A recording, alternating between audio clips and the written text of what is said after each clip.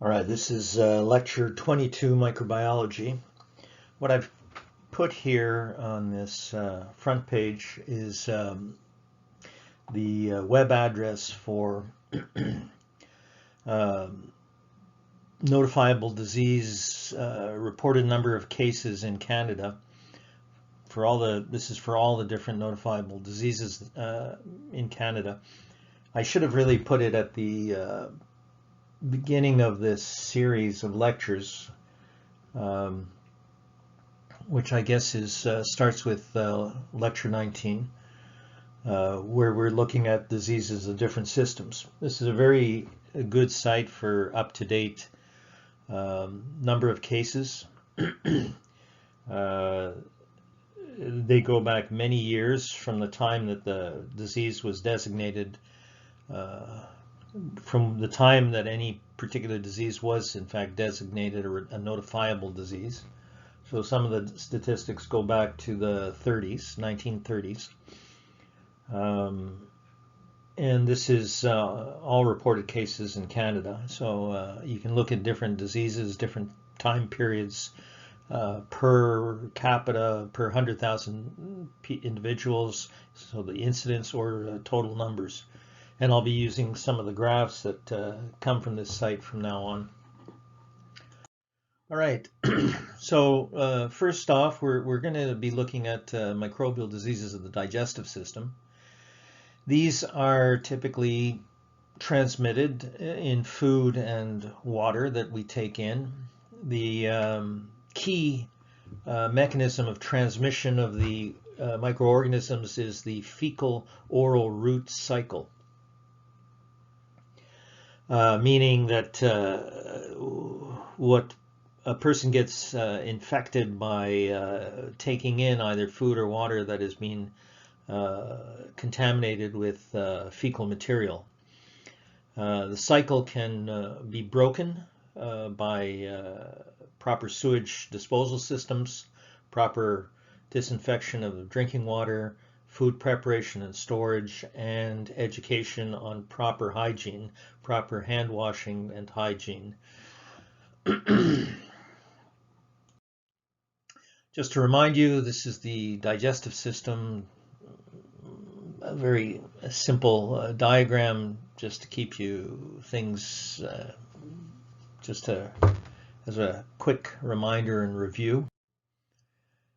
In terms of normal microbiota found in the gastrointestinal system, there are more than 300 species that can be found in the mouth, and there are large numbers of huge numbers, not different species or types of organisms, but there are gigantic numbers of bacteria found in the large intestine, in the contents of the large intestine. After all, the interior space of the large intestine contains feces, and I can tell you that feces contains between from 10 to the 8 to 10 to the 11, as high as 10. I've seen 10 to the 10 certainly, and some claim as high as 10 to the 11 bacteria per gram of feces. The species that would be typically found, not the species, the genera, the different, each one is a genus here, listed here, and the plural of genus is genera. So all of these genera are the ones that are found in the gastrointestinal tract. Bacteroides, Escherichia, typically, I've put the species here because it's typically Escherichia coli. Enterobacter, Klebsiella, Lactobacillus, and Proteus. All these are normally found in the gut, although there can be, for some of them, pathogenic variants. Certainly there are an unknown number, actually, is such a huge number, it's such variety of E. coli. The ones that you have normally are non-pathogenic, but there are pathogenic variants. Anyhow, these are the normal microbiota you would find in the large intestine. The back to the mouth, problem with bacteria in the mouth is that they contribute to the formation of cavities called dental caries. Okay, so they can eat away at the enamel that covers the dentin of the teeth, and once the enamel is compromised, then the dentin can be quickly damaged underneath. There is a particular organism called Streptococcus mutans that is known to be particularly effective at causing dental caries. It secretes a lot of acid, and the acid can wear through. So the best thing to do is to remove any accumulated food between the teeth so that the bacteria don't have a chance to continually grow and produce acid. Here you see the decay in the enamel resulting in damage down into the dentin, and eventually it actually gets into the pulp, and you have a nerve and blood vessels in the root here, and that's when you need to have a root canal to remove that. All expensive, and much better just simply to remove any food caught between your teeth on a daily basis. Periodontal disease refers to inflammatory disease of the gum or gingiva, and that's a problem. You get recession with inflammatory disease. The gingiva, which is soft tissue, recedes, and you get a increased surface area buildup of what's called plaque. This is a biofilm of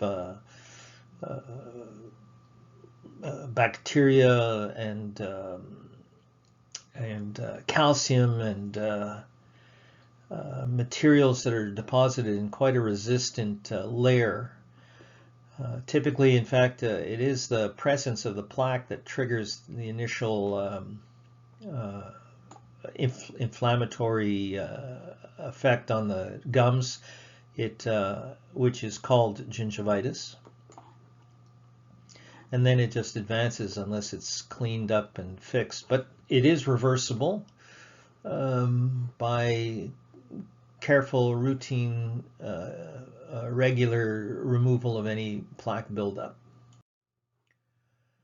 Okay, let's go to let's look at bacterial diseases of the lower digestive system. There are two types of bacterial disease that can occur in the lower GI tract. One is infection caused by the growth of the actual pathogen. And in that case, the incubation period between getting the organism in you and having some symptoms, signs or symptoms, can range from 12 hours to 2 weeks. It takes time for the organisms to grow and have their effect. The other kind of bacterial based disease process that can occur is not infection but intoxication. In that case, what you've taken in are not necessarily the bacteria but the bacterial toxins, and these toxins can be tremendously potent, and the symptoms in that case can appear anywhere from 1 hour to 48 hours after ingestion. So if you ate something that you might be suspicious in its quality and symptoms start appearing before 12 hours, then odds are it contained bacterial toxin, and you're being affected by the toxin. You have intoxication as opposed to an infection. Although you could have both, it's true.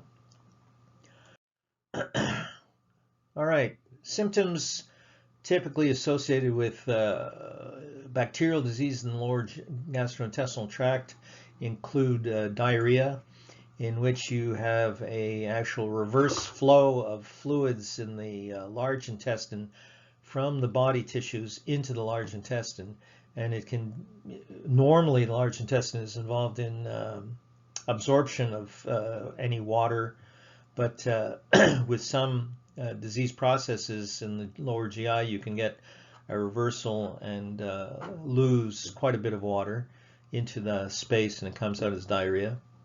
Another would be gastroenteritis, which is inflammation of the stomach and intestines. The itis referring to inflammation, gastro, stomach, and entero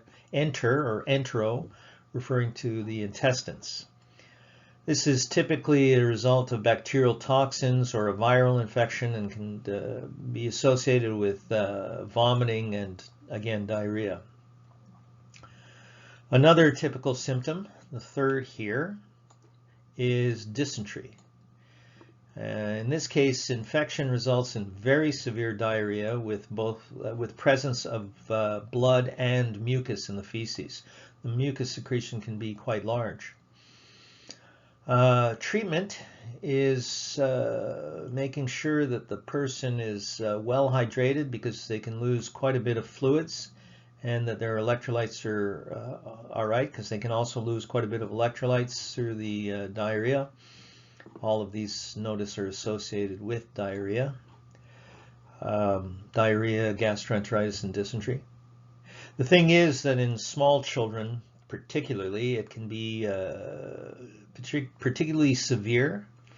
They're fairly sensitive to the loss of fluid and electrolytes, and they can be near death in a very short period of time. However, and it's a good thing, they can quickly recover if treated promptly. And the treatment is replacement of the fluid and the electrolytes. And so what they do is if there's an area, disaster area, where there's been bacterial infectious disease, the lower GI, and that's, happens with earthquakes, flooding, anything that disrupts sewage treatment. And what they do is if it's on a massive scale, they'll fly in IV bags that don't have water in them, but just have the electrolytes, and then they'll set up a water treatment facility, a small one that can produce enough clean water so that the bags can be filled and then used for IV treatment of kids, and the kid can bounce back in just a few hours, very short periods. Quite amazing. All right, let's talk about food poisoning caused by Staphylococcus aureus, an organism that does have some variants or strains that do produce toxins. Some of them can produce enterotoxin, and enterotoxin can act as a super antigen, a molecule that triggers not just a very specific small number of T cells to respond, but many, many, many T cells, regardless of what the specificity of their receptor is, causing a massive production of cytokines activating other cells, and you get such a strong response that it's toxic. This typically happens when foods that contain protein-rich foods are cooked, and normally bacteria is killed when they're cooked, but if the food gets contaminated by someone with, for example, Staphylococcus on their hands, and the competing bacteria have been eliminated because the food item was cooked, so you essentially, the person here is inoculating the food, and then the food is held, if the food is held at room temperature, then the organisms have the time to release toxins. Remember, this is a toxin, a case of intoxication. They have enough time to grow, release toxins, and the toxins are so potent that when it's eaten within 1 to 6 hours, you get the result of that, the effects of intoxication. This is staphylococcal intoxication due to the enterotoxin. It's quite, you have to be quite careful when you cook food and then let it cool off at room temperature. You can't uncover it or handle it in any way. Really, you should keep it closed. Anything you put into it needs to be very clean, um, until at least it gets refrigerated, certainly. All right. Let's talk about Shigella. Shigella, and when I put S, I've told you this before, I'm quite sure, but if I put SPP period after the name, the genus name, and I hope all of you understand genus and species naming of organisms. If I put down SPP after the name of the genus, that means multiple species. I'm talking about many different species in that genus. So different species in the genus Shigella can produce Shiga toxin. Just the name of it sounds scary. Shiga toxin can cause inflammation and bleeding. So we're talking here about an intoxication, although it comes with the organism. So if you have infection with Shigella, it can act on the columnar epithelial cells lining the intestinal tract, and they can enter, the organisms can enter and then invade and infect the other cells and cause an abscess because the cells will be killed. The bacteria rarely spreads in the bloodstream, but it does produce Shiga toxin. Okay, so we did Staphylococcus aureus, enterotoxin, and Shiga toxin. Salmonella is a species associated with quite a bit of disease. We're talking here about Salmonella enterica.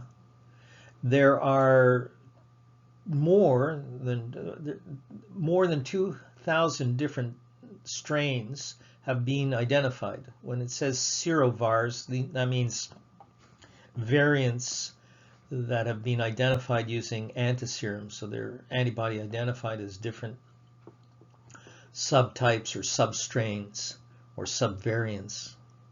There are, in fact, in this species, Salmonella enterica, this organism, there are 3 quite important serovars or variants, and they're named by the genus and species name of the organism, followed in non-italic type by the strain.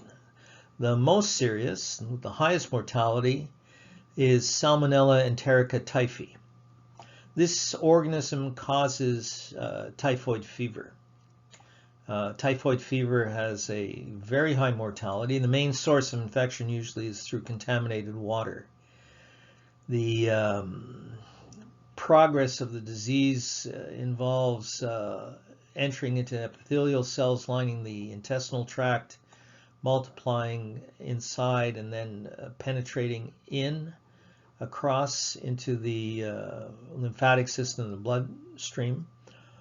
Very high mortality associated with typhoid fever. Another serovar is, and typhoid fever is extremely uncommon now in North America. Another important strain is Salmonella enterica typhimurium. Typhimurium causes salmonellosis, which is, this is the disease. It's salmonellosis. For the previous one I talked about, the disease was typhoid fever. Salmonellosis, unlike typhoid fever, is usually not fatal. It is the cause of quite a bit of food poisoning. Not that uncommon. Another important serovar or strain is Salmonella enterica enteriditis. Also causes salmonellosis, or known as food poisoning, again usually not fatal. So that was staphylococcal enterotoxin, Shigella toxin, Salmonella enterica causing typhoid fever or salmonellosis. These are the reported number of cases of salmonellosis in Canada from the 50s. I've put in from the 50s to the, it's not 1924, it's from 1959 So that's incorrect here. From 1959 to 2018, you can see that their cases are in, between 6,000 and 8,000 per year that have been reported. That means there have been more cases than that, but the serious ones that were brought to that came in for or came to medical attention and were treated were reported, and they're shown here. Okay. Now, for Salmonella enterica typhi, causing typhoid fever, the bacteria can spread through the body inside phagocytic cells, inside macrophages. And unfortunately, in typhoid fever, which is quite fatal, some patients who recover, about 1 to 3 patients who recover, don't get rid of the organism completely. They become carriers of the disease, and they harbor the Salmonella enterica typhi in their gallbladder. So they have it in their gallbladder, and these individuals are capable of passing the organism on to other people, other individuals, through the fecal-oral route. So if you have someone who has particularly poor hygiene habits, they will tend to certainly pass it on more often. Typhoid fever is, in fact, a much feared disease, very serious, quite deadly, and has been associated with quite a bit of tension in some popular literature, like comics. But also, in fact, Anthony Bourdain wrote a book on this quite a few years back, before he became well known. He wrote about an individual called Typhoid Mary. She was a cook who was also a carrier of Salmonella enterica typhi. In this case, she worked as a cook in New York City. She was immune to it, the disease, as many as these carriers are, but they still carry it because it's in the gallbladder, the space of the gallbladder. It's outside of them. She went from job to job as a private cook, working, and people died wherever she worked. They realized there was some sort of epidemic, and then they realized that she was that there was some individual that was spreading it. It seemed, because it would go from place to place and pop up in unexpected homes. After she was caught, she was actually held in quarantine from 1907 to 1910, and then released, and then again held in quarantine from 1915 until 1938. She spread a lot of disease, and her name actually has become quite famous, Typhoid Mary, referring to a person who knowingly spreads disease because of ignorance or indifference. Something that we know does happen. Okay, let's move on from Salmonella to Vibrio cholera. Vibrio cholera is the organism that causes the disease cholera. There are several substrains or strains or serotypes, variants of the organism that carry the cholera toxin. The toxin causes the infected host cells, which are the cells in the lining of the gastrointestinal tract, to secrete water and electrolytes, chlorine and bicarbonate, into the intestines. So it causes a very severe, copious diarrhea, and people die from it. There are thousands of deaths. There is a vaccine available for it, which is not particularly effective. It does not trigger a strong protective immune response in most recipients. It does have some protective effect, but it certainly is not anywhere near as effective as most of the vaccines, and therefore is not given routinely. And cholera outbreaks typically occur when there's a disaster that has an effect on the quality of usually it's water, not food, but any disaster like a flood or an earthquake that can cause problems with separation of sewage and drinking water, you can get cholera outbreaks. There was an unfortunate, and actually there are still a few cases there was a cholera outbreak in Haiti following the earthquake in January 2010. Haiti had never had any cholera until October of 2010, when cases started popping up, and they, can multiply astronomically. It's a logarithmic increase that occurs with an epidemic of outbreak of infectious disease. In this case, this bacteria. What happened, in fact, and you can see the numbers here advancing, 50, 64, here's 250,000 by between end of October 2010 and 5 months later, it advanced to 250,000 cases, reported cases. And as of 2018, there were 800,000 cases, many deaths. I mean, this is Haiti. It's not a huge place, and yet they had all these cases. It turned out, and it has, by the way, spread to other countries in the Caribbean. It turned out that as the locals were saying, and the United Nations was denying at the time, originally, they sent troops from different countries to help handle the problems associated with the earthquake. And unfortunately, there was one group of troops from Nepal.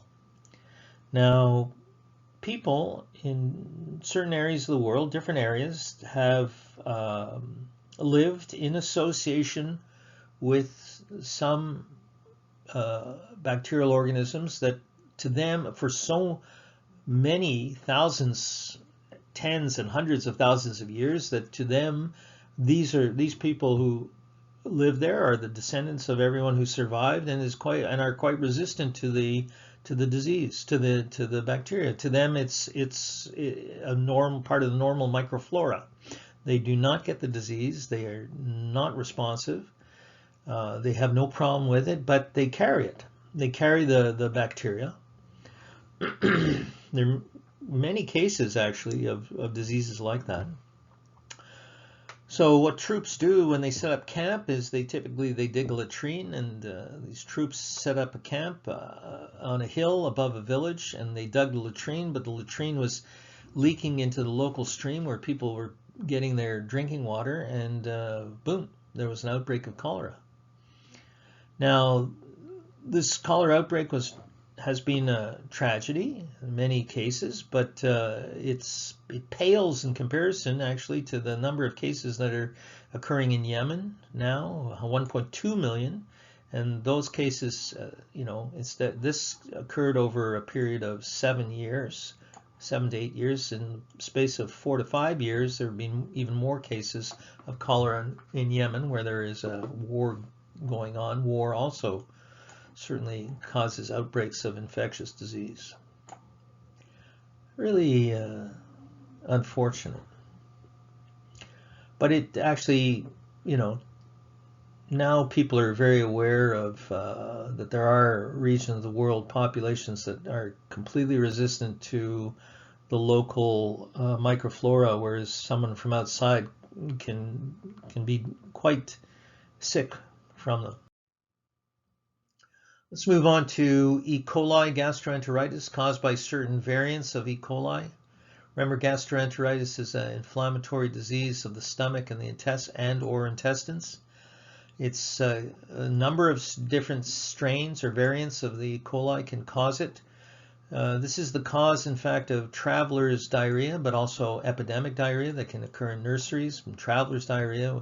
You know, if an individual travels, they will move into an area where there are different substrains of E. coli, and they will, for a period of time, often have diarrhea. It can be fairly severe or milder, but eventually they become conditioned and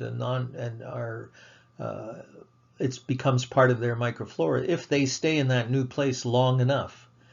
And actually, often enough, sometimes when they come back to the original place where they had left, they'll go through the whole scenario again, will reoccur because they're getting repopulated again by new E. coli that they take in with their food and water, new strains that they used to have but didn't have anymore, and respond for a while and have diarrhea until they again get into a balanced, steady state and are fine.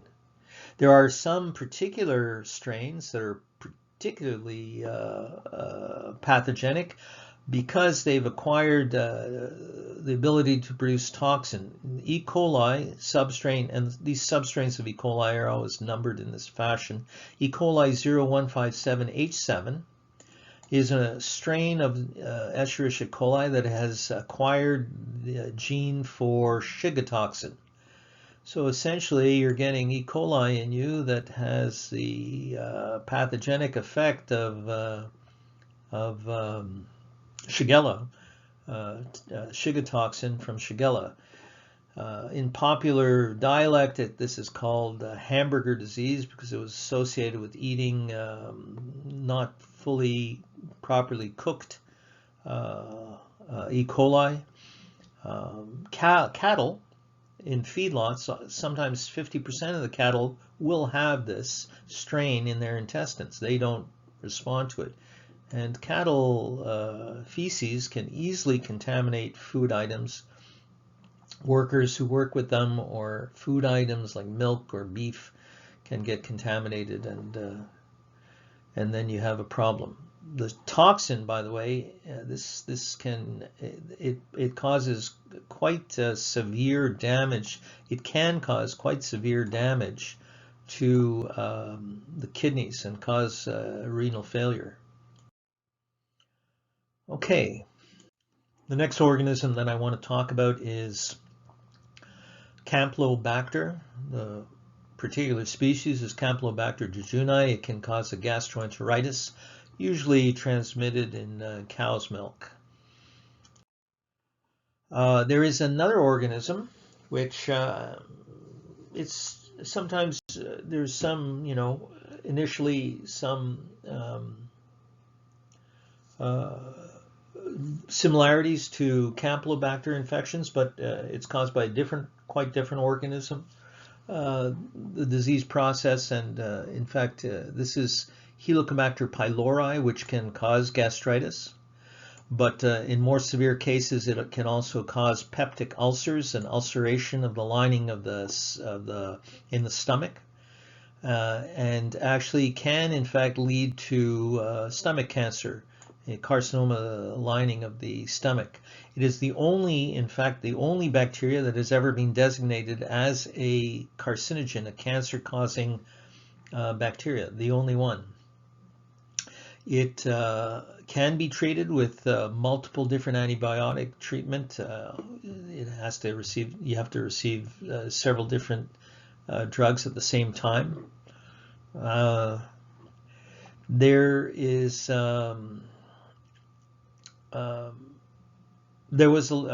was actually quite an interesting story about its discovery, about how it was discovered that this organism was the cause of many peptic ulcers. I think it's worth reading, and I put the link to it right there on the slide. People were very resistant to accepting the idea that a bacterial infection in the stomach could cause peptic ulcers, was in fact the basis of gastritis and peptic ulcers. But one man did, through stubbornness and insistence and good science, did show that it was this organism that caused these, and actually won the Nobel Prize for that.